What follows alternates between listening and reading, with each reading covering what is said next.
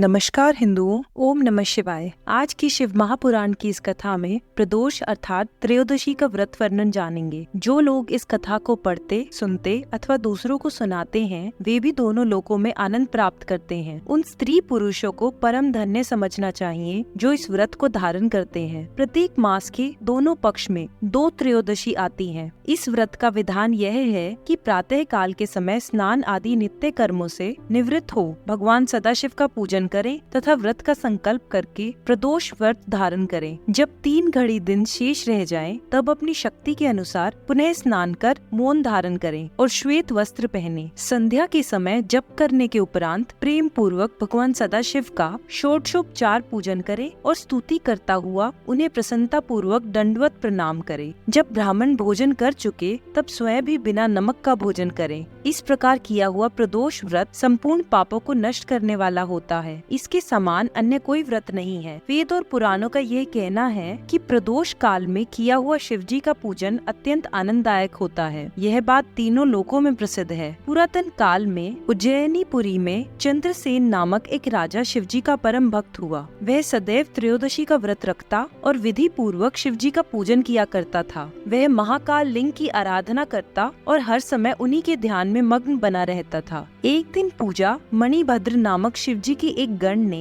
उस राजा पर प्रसन्न होकर उसे चिंतामणि नामक एक मणि दी। उस मणि का यह गुण था कि जिस मनुष्य के पास वह मणि रहती थी तथा जो मनुष्य उसे देखता, स्पर्श करता अथवा स्मरण करता था, वह संपूर्ण विपत्तियों से छूटकर अतुलनीय आनंद को प्राप्त करता था। उस मणि का स्पर्श पाते ही सभी धातुएं स्वर्ण की हो जाती थी। अस्तु उस मणि को धारण करने के कारण राजा चंद्रसेन सूर्य के समान तेजस्वी प्रतीत होने लगा। जब अन्य राजाओं को उस मणि का प्रभाव ज्ञात हुआ तब उन्होंने चंद्रसेन से उस मणि को स्वयं प्राप्त करना चाहा, परंतु राजा ने किसी को भी वह मणि नहीं दी। निदान सब राजाओं ने एकत्रित होकर उसके नगर पर चढ़ाई कर दी। जब उज्जैनीपुरी के चारों ओर उन राजाओं की सेनाएं घेरा डाले पड़ी हुई थी और सभी नगर निवासी अत्यंत व्याकुल हो रहे थे, उस समय दूसरे दिन शिवजी का प्रदोष व्रत आया। तब राजा अपने शत्रुओं की कुछ भी चिंता न करके 3 घड़ी दिन शेष रहने पर भगवान महाकाल का पूजन करने के निमित्त मंदिर में जा पहुंचा। जिस समय राजा चंद्रसेन महाकाल का पूजन कर रहा था, उसी समय एक स्त्री अपनी गोद में 5 वर्ष के एक बालक को लेकर कहीं से उसके पास आ पहुंची। राजा जिस प्रकार शिवजी का पूजन कर रहा था,